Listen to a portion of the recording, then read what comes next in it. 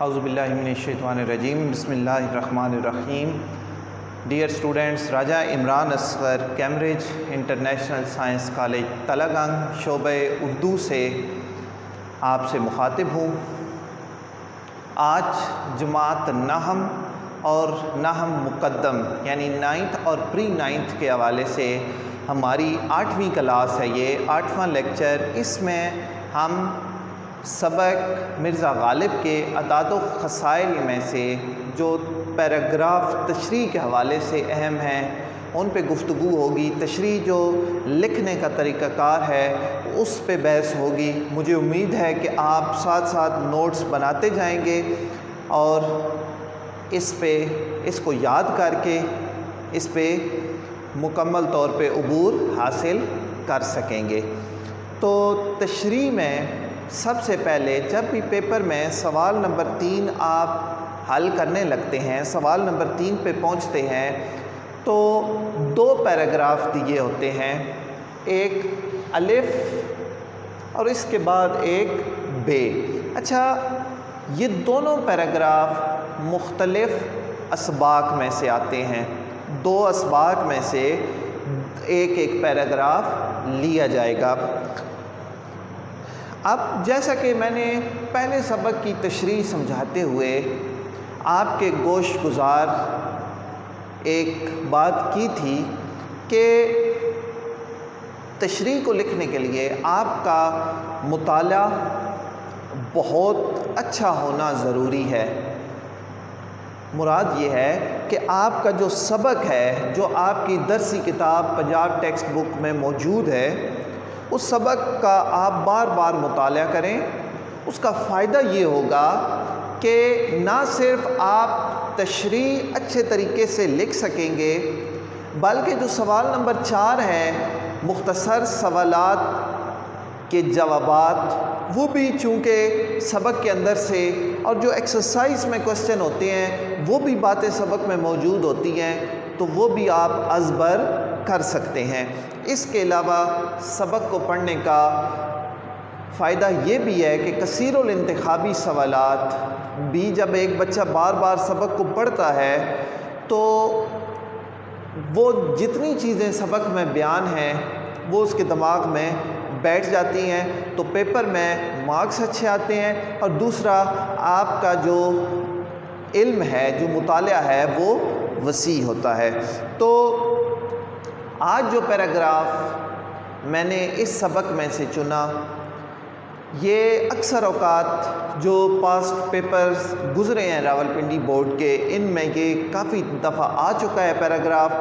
مجھے امید ہے کہ آپ یہ سمجھیں گے، اور یہ ایک پیراگراف سمجھنے کے بعد آپ کتاب کو سامنے رکھیں گے اور اسی میتھڈ کو مد نظر رکھتے ہوئے آپ جو دوسرے پیراگرافز ہیں جو کتاب میں موجود ہیں، یا جس طرح میں نے اہم نکات آپ کو لکھوائے تھے، اگر ان اہم نکات کی تشریح کرنا آپ شروع کر دیں، وہ پوائنٹس ذہن میں رکھیں کہ سبق کا آغاز کیا ہے، درمیان میں کیا ہے، اختتام کیا ہے، تب بھی آپ اچھے طریقے سے تشریح لکھ سکتے ہیں.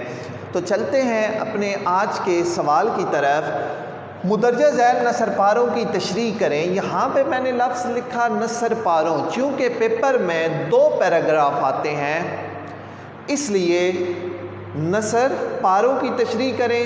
سبق کا عنوان، مصنف کا نام اور خط کشیدہ الفاظ کے معنی بھی لکھیں. یہاں پہ ایک بات آپ نے یاد رکھنی ہے کہ خط کشیدہ الفاظ ہمیشہ وہ الفاظ ہوتے ہیں جو اپر لائن ہوتے ہیں. مثال کے طور پہ یہ مقدور لفظ ہے، اس کے اوپر میں نے لائن لگائی، تو آپ کے پیپر میں بھی جب آپ پیراگراف کی تشریح کریں گے الفاظ کے اوپر لائن لگی ہوئی ہوگی. ٹھیک ہے جی. تو میں پیراگراف پڑھتا ہوں. باوجود یہ کہ مرزا کی آمدنی اور مقدور بہت کم تھا، مگر خودداری اور حفظ وضع کو وہ کبھی ہاتھ سے نہ جانے دیتے تھے. شہر کے امراء و عمائد سے برابر کی ملاقات تھی.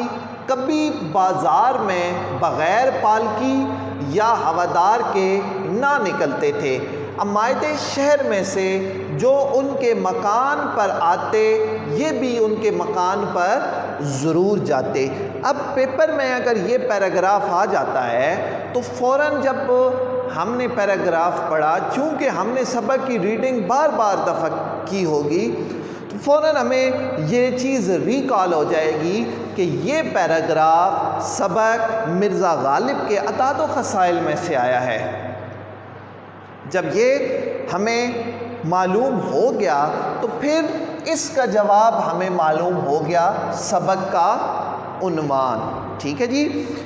اچھا، اس کے بعد جب ہم سبق کا مصنف کے حوالے سے بات کریں گے تو فوراً مرزا غالب کے اعداد و خسائل کے ساتھ ہی مصنف کا نام خواجہ الطاف حسین حالی ہمیں معلوم ہو جائے گا یا ہمارے ذہن میں آ جائے گا۔ ٹھیک ہے جی۔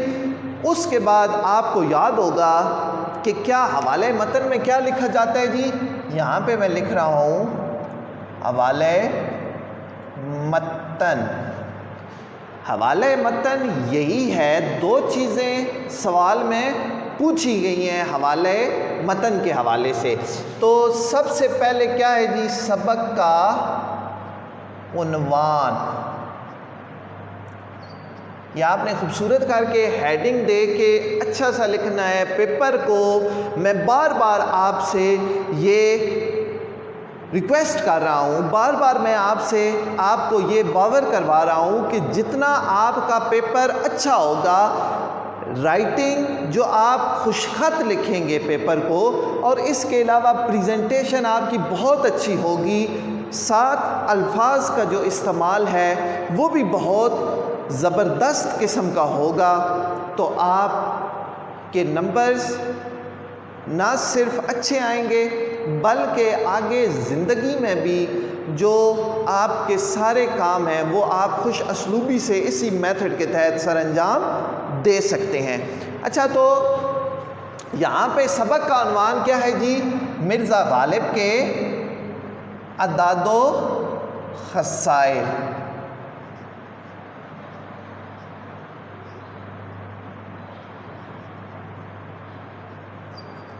سبق کا عنوان مرزا غالب کے اعداد و خسائل۔ اس کے بعد لکھا جاتا ہے جی مصنف کا نام۔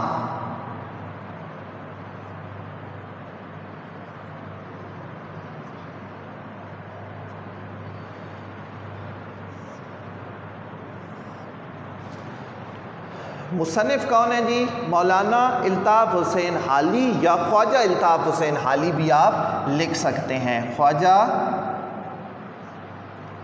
الطاف حسین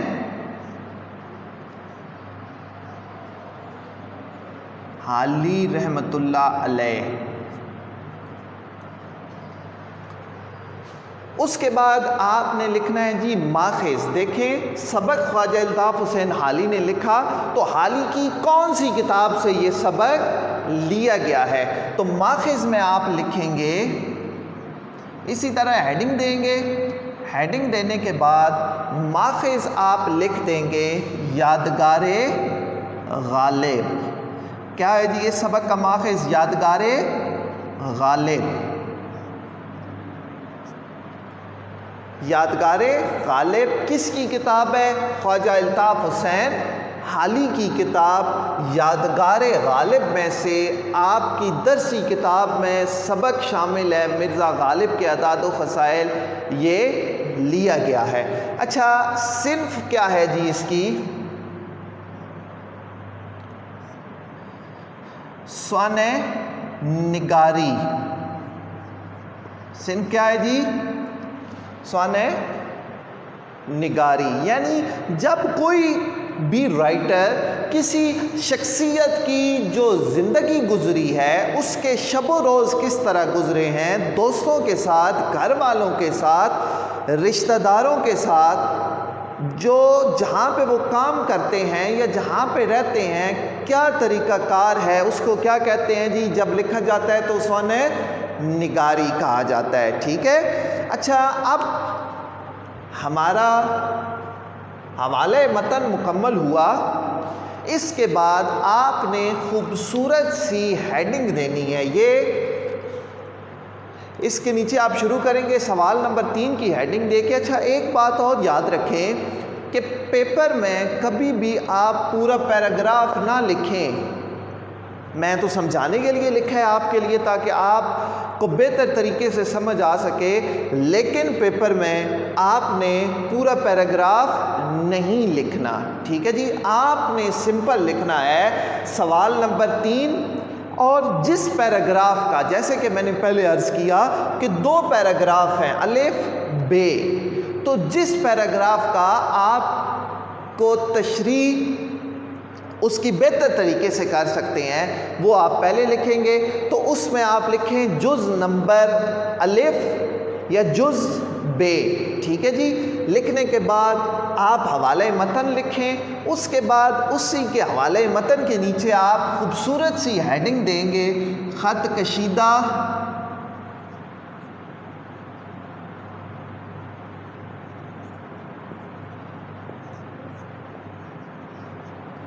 الفاظ کے معنی. ٹھیک ہے جی. اچھا پہلا لفظ یہاں پہ استعمال ہوا مقدور، اس کا مطلب ہوتا ہے طاقت، ہمت. اب آپ نے اس میں ایک باکس بنا لینا ہے. یہاں پہ اس باکس میں الفاظ گن لیں، 1 2 3 4 ایسے الفاظ ہیں جو خط کشیدہ الفاظ ہیں.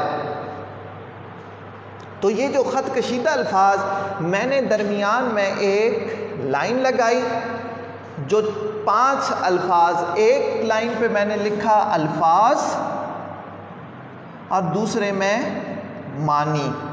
یہ آپ مارکر کے ساتھ کام کریں گے. اچھا اس کے بعد لفظ لکھیں گے مقدور.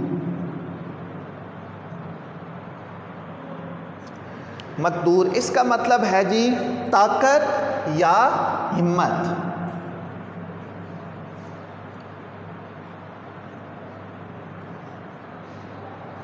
طاقت یا ہمت. اچھا اس کے بعد جو دوسرا لفظ استعمال ہوا وہ تھا خودداری. خودداری کا مطلب ہوتا ہے عزت نفس.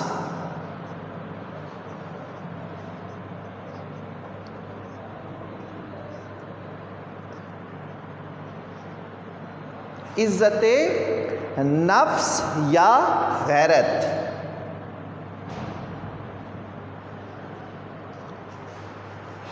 اچھا اس کے بعد حفظ وضع.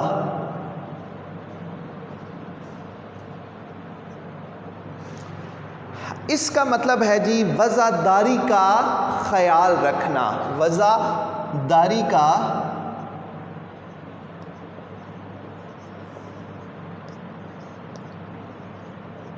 خیال رکھنا. 3 الفاظ ہو گئے.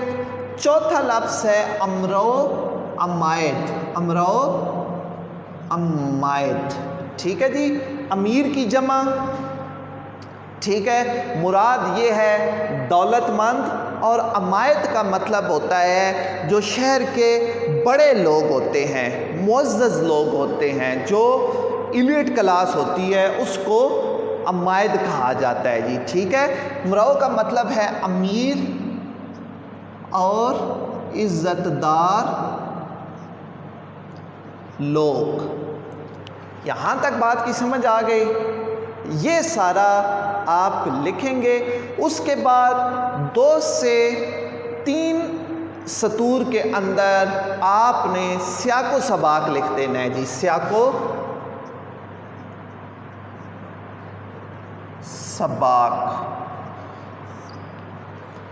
اس میں آپ لکھیں، اس سبق میں مصنف مرزا غالب کے، مصنف کا نام بھی لکھ سکتے ہیں، مرزا غالب کے اعداد و خصائل کے بارے میں بتا رہے ہیں کہ وہ کیسی اچھی عادات کے مالک تھے. لوگوں کے ساتھ ان کی جو مروت تھی، ان کا جو پیار تھا اور وضعداری تھی وہ انتہائی زبردست تھی. اس کے علاوہ پھلوں میں انہیں آم پسند تھا. غریبوں کی مدد بھی کر دیا کرتے تھے. یہ لکھ کے پھر آپ نے ہیڈنگ دے دینی ہے تشریح کی.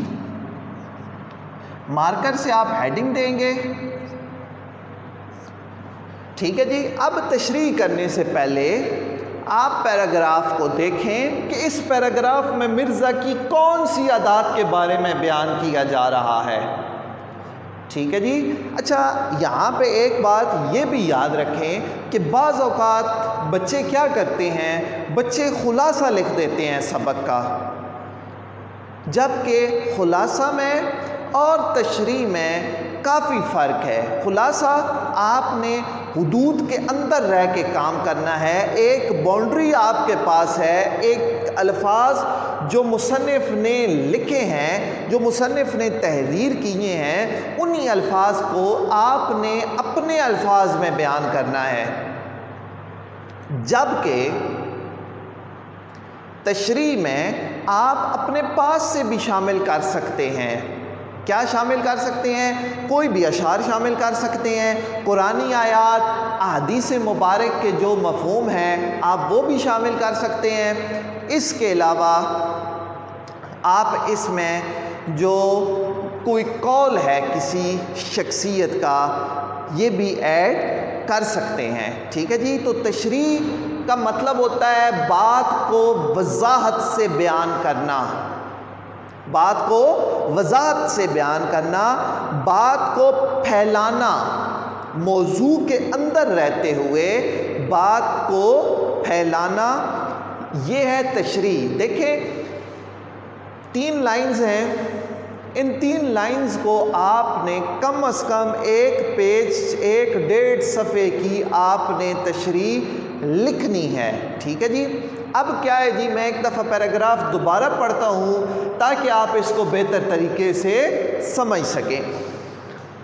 ڈیئر اسٹوڈنٹس، میں پیراگراف پڑھ رہا ہوں، ذرا غور کیجئے گا.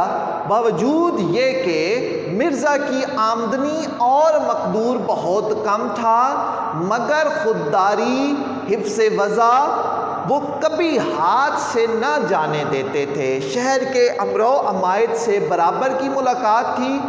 کبھی بازار میں بغیر پالکی یا ہوادار کے نہ نکلتے تھے. امائد شہر میں سے جو ان کے مکان پر آتے، یہ بھی ان کے مکان پر ضرور جاتے تھے.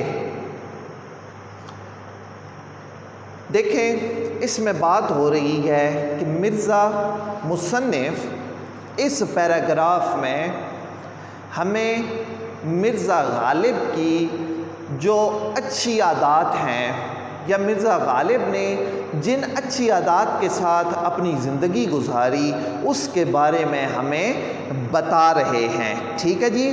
کہ مرزا کی جو آمدنی تھی اور جو مالی حالت وہ بہت کمزور تھی. اچھا، تنگ دستی اور مشکل حالات میں بھی غریبوں اور محتاجوں کی ضرورت آپ کیا کرتے تھے؟ پوری کرتے تھے. وہ اپنے ذاتی اخراجات میں تنگی کر دیتے، لیکن اگر کسی دوست کی حالت دیکھتے کہ اس کی حالت زار کمزور ہے، وہ زندگی اس طریقے سے معاشرے میں نہیں گزار سک رہا، تو کیا کرتے تھے؟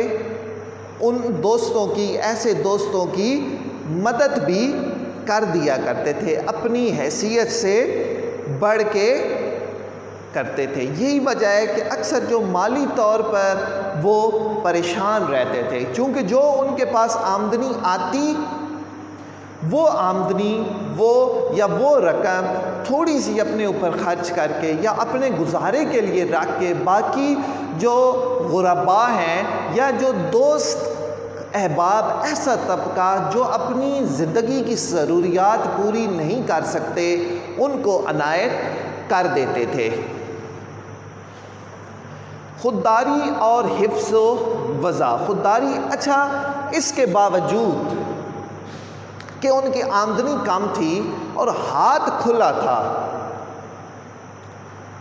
اس کے باوجود وہ اپنی عزت نفس کو کبھی مجروح نہیں ہونے دیتے تھے، بلکہ اپنی جو وضاقتہ ہے، اپنی وضاقتہ کا بھی خصوصی طور پر خیال رکھا جاتا تھا، رکھا کرتے تھے، کبھی ہاتھ سے نہ جانے دیتے، اچھا کپڑا پہنتے۔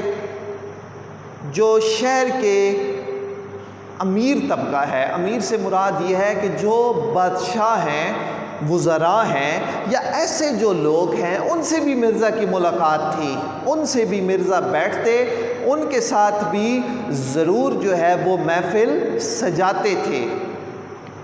تو ان کے ساتھ جب وہ بیٹھتے تو کبھی ایسا اپنے آپ کو کمتر محسوس نہ کیا، بلکہ اچھا لباس زیب تن کر کے جاتے اور اپنی جو وزاداری ہے اس کا خصوصی طور پر خیال رکھتے تھے۔ ان کی جو طبیعت تھی اس میں غیرت و حمیت جو ہے وہ کوٹ کوٹ کر بھری ہوئی تھی۔ دوسری بات کہ وہ سفر جب بھی کرتے تھے تو اسی وزاداری کا، اسی عزت نفس کا خیال رکھتے ہوئے وہ بغیر کسی بھی سواری کے کبھی بھی سفر نہ کرتے۔ جب بھی وہ شہر جاتے، بازار جاتے یا کسی اور جگہ پہ جاتے تو ہوادار، پالکی، یہ ڈولی، ایک قسم کی جو ڈولی میں مثال دے رہا ہوں تاکہ آپ سمجھ سکیں، یا جو گھوڑوں پہ بنائی جاتی ہے بیٹھنے کی جگہ، تو ایسی سواری جو ہے وہ آپ کے ساتھ ہوتی اور آپ اس سواری پہ سوار ہوتے۔ اس سے اندازہ ہوتا ہے کہ مرزا صاحب اپنی وزاداری کا کتنا خیال رکھتے تھے، انہیں کتنا احساس تھا، انہیں کتنی اپنی جو عزت ہے یا اپنا جو رکھ رکھاؤ ہے معاشرے میں اس کا کتنا خیال تھا۔ اس کے علاوہ اس میں آپ یہ بھی لکھ سکتے ہیں، شامل کر سکتے ہیں، وسیع اخلاق کے مالک تھے۔ آپ کا جو حلقہ احباب ہے، آپ کے جو دوست ہیں وہ بہت زیادہ تھے، نہ صرف شہر دلی میں بلکہ پورے ہندوستان سے آپ کو خطوط آتے تھے، اور دوستوں کو مرزا صاحب اپنی زندگی کا ایک قیمتی یا اہم اثاثہ سمجھتے تھے۔ بڑے بڑے امیر لوگوں سے، معززین علاقہ سے، شہر کے جو معززین ہیں یا صاحب اقتدار افراد، ان سے بھی آپ کے تعلقات زبردست تھے۔ اچھا، اس کے بعد یہاں پہ بیان ہوا آخر میں مرزا صاحب کے یہ جو دوست تھے چونکہ بہت زیادہ تھے، اور جیسے کہ میں نے آپ سے بھی عرض کی کہ ہر طبقے کا جو شخص ہے وہ مرزا صاحب کے حلقہ احباب میں تھا، موجود تھا، تو جو بھی مرزا صاحب کو ملنے کے لیے ان کے آستانے پہ یا ان کے دولت خانے پہ تشریف لے کے آتا تو اسی اپنی وضع کا خیال رکھتے ہوئے، کا بھرم رکھتے ہوئے آپ کیا کرتے تھے، آپ بھی اس کے گھر ضرور جاتے اور کبھی بھی اپنے کسی دوست کے گھر جو ان کے گھر تشریف لایا ہو، اور جب آپ ان کے گھر گئے ہوں تو کبھی بھی خالی ہاتھ نہ جاتے تھے۔ یہی مرزا کی جو عادات تھی یہ انہیں زمانے میں ممتاز کر گئی۔ ٹھیک ہے جی،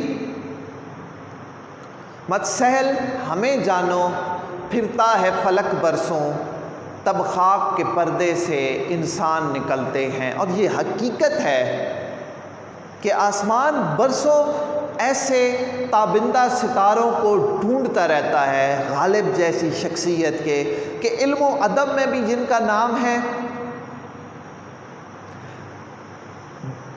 تاریخ جن کے نام سے منور ہے، ایسی شخصیات سے۔ تو یہ وہ میتھڈ تھا، وہ طریقہ کار تھا جس سے آپ تشریح کر سکتے ہیں اور آپ اس میں اچھے نمبر حاصل کر سکتے ہیں۔ ابھی آپ نے اردو کی کتاب کو پڑھنا ہے، اس سبق کو پوائنٹس کو ذہن میں رکھنا ہے۔ جو پہلے لیکچر میں مرزا غالب کے اعداد و خسائل کے پہلے لیکچر میں جو میں نے آپ کو اہم نکات بتائے تھے، ان کو مد نظر رکھتے ہوئے آپ نے اس سبق کے مختلف پیراگرافز کی جو تشریح ہے وہ کرنی ہے اور اس کو ذہن نشین بھی رکھنا ہے اور سمجھ کے پڑھنا ہے۔ اللہ تعالیٰ آپ کا حامی و ناصر ہو۔ بہت شکریہ۔